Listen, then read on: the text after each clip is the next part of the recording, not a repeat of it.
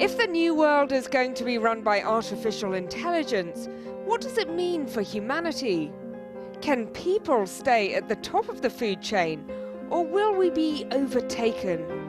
I think that this is going to be an intelligence explosion unlike any trajectory of technology we've seen in history. This year has seen a seismic breakthrough in how AI uses language.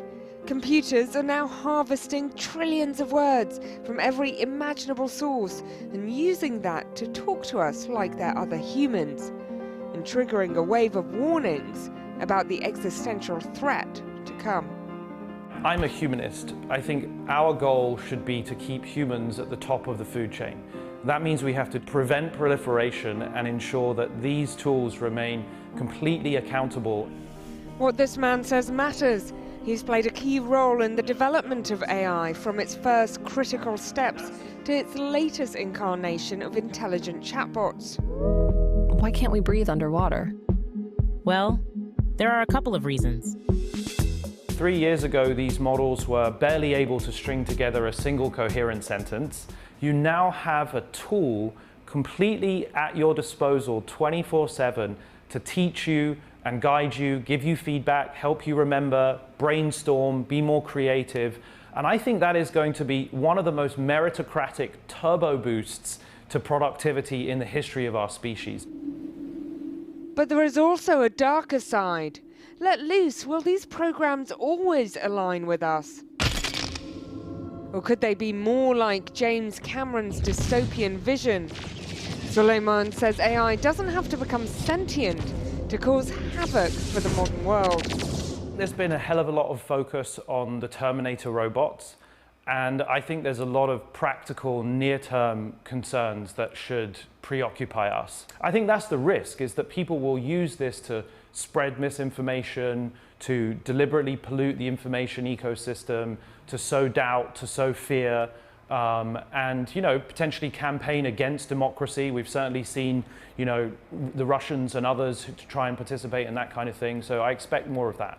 Hey Pi, I'm thinking about taking a trip to London this Pi, weekend. created by Mustafa Suleiman, along with its rivals like ChatGPT, can answer technical, planning and even emotional questions. Every time you ask it something, the technology is learning, both from you and the data it collects. It looks like the Regent Park boat ride is open daily from 10:30 a.m. to 6 p.m. And its interactions are always adapting to fit you. Should AI have a moral compass? These models are tools.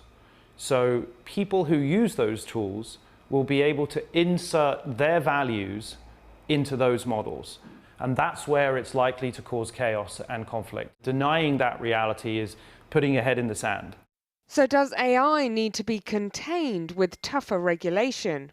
Containment requires coordination, and it requires restrictions on how we train the very largest models and how they're deployed in practice. Are you asking to be contained?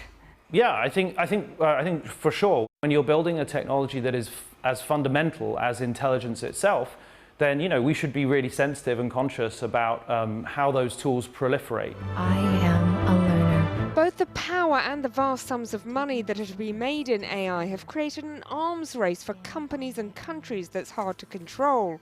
It is historic. The EU has a track record of clashing with American tech giants like Facebook and Google.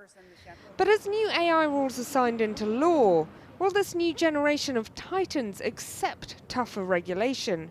I certainly will accept it, and I know that many of my peers who I've come up with at DeepMind and OpenAI are also very inviting and very welcoming of an experimental, proactive, interventionist regulatory framework. This is what we need, and we need to be more forgiving and more collaborative so that we don't sort of shut things down and be damning of those who make mistakes.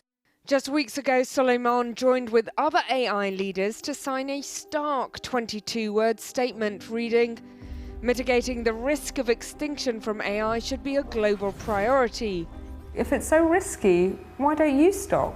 I think that the point of raising concerns is that we can see a moment at some point in the future, probably over a decade or 2 decades time horizon, when slowing down is likely going to be the safe and ethical thing to do. 10 years is not a long time. Well, the decisions that we have to make are how we prevent bad actors getting access to technologies which can destabilize our world. Just as we don't allow anyone to experiment with nuclear materials, right? That is a licensed and restricted product. This is going to be exactly the same kind of environment.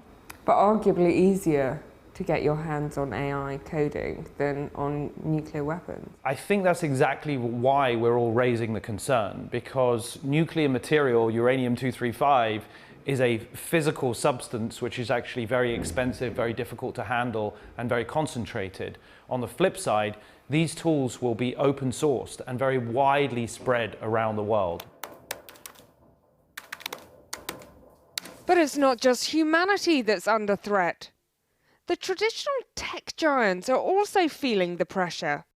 I certainly think Google's, been caught off guard in the last 12 months. I mean, Google's certainly been behind, and it's an incredible company, so I'm sure it will do just fine and catch up. But I certainly think this is a moment when the incumbents are threatened, because many, many other companies now have the tools, and indeed many academic labs and open source projects, to try to reimagine the way that you interact with computers, which is why it's such a creative and exciting time.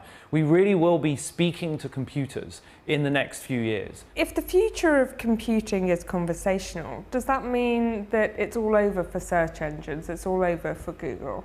I think that the future interface is for sure going to be conversational. The way that you're going to get things done online and the way that you're going to learn things, buy things, book things, is that you're just going to ask your personal AI.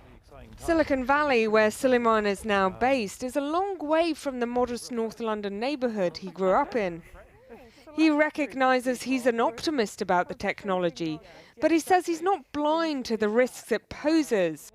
The question is how others will exploit or contain this new and growing intelligence.